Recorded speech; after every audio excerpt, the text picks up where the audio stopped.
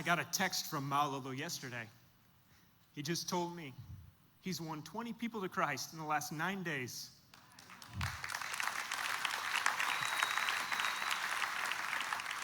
We're going to launch that church in 6 weeks. We're so excited about it.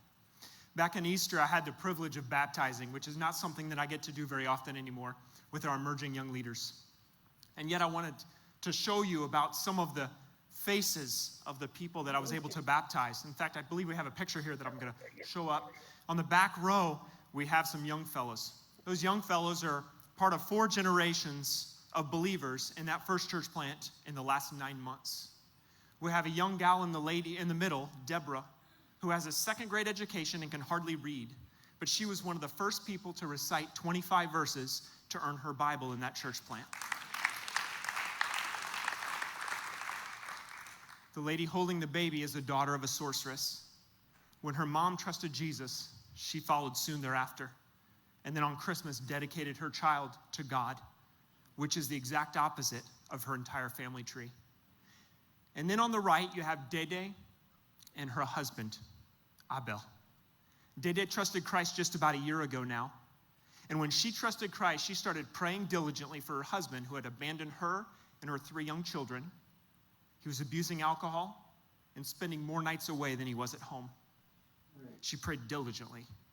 On Christmas Eve, we had an evangelistic campaign and a film, and he stood outside of the church wall. He was too ashamed to come inside.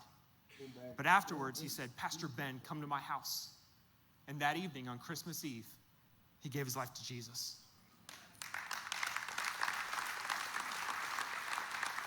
He got up the next morning and said, "I'm done with everything. I'm going to give the rest of my life to serve God." And he started the process of training to become one of our next pastors. Total life change.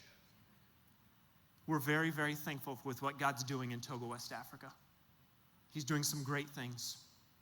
And yet, we know that there are still tribes and there are still people groups close to us that still don't have a gospel witness. Just as you saw in Ouida Benin, we've been preparing to launch a team into Ouida by 2020. Just recently, I was talking to a missionary Nigerian statesman who was telling me the story of just 10 years ago when they sent Nigerian missionaries into the Tory people group. So they would be close to the city of Ouida, but they would also worship the same python that the citizens of Ouida do. And he said, as we had these missionaries in the city, we were having a real hard time. And one day a python got into the kitchen. And, well, they decided it was dinner. It's just like chicken, right?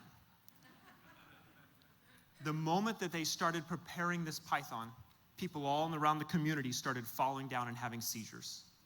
And the witch doctor came to the house, and he was ready to fight. The police came just in time, and the police said, no, you're not going to lay a hand on each other.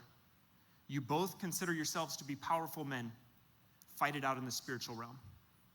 And so for the next 7 days, this witch doctor called in all of his friends, and they stood 24 hours a day, 7 days a week, until casting spells on this missionary family, while the missionary family is inside praying for their lives. On the 7th day, the witch doctor hit the ground, deathly ill. None of his friends could help him. And so he said, go inside there and get that missionary. Have him come pray for me.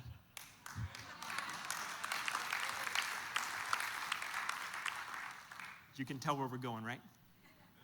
Missionary walks outside, prays for him, and God heals him. From that moment, they had the breakthrough, the gospel breakthrough with the Tory people group. We believe that that close people group, the Tory people, will be part of the gospel movement in reaching the next city of Ouida Benin.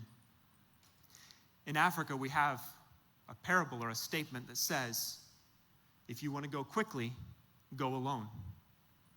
But if you want to go far, go together.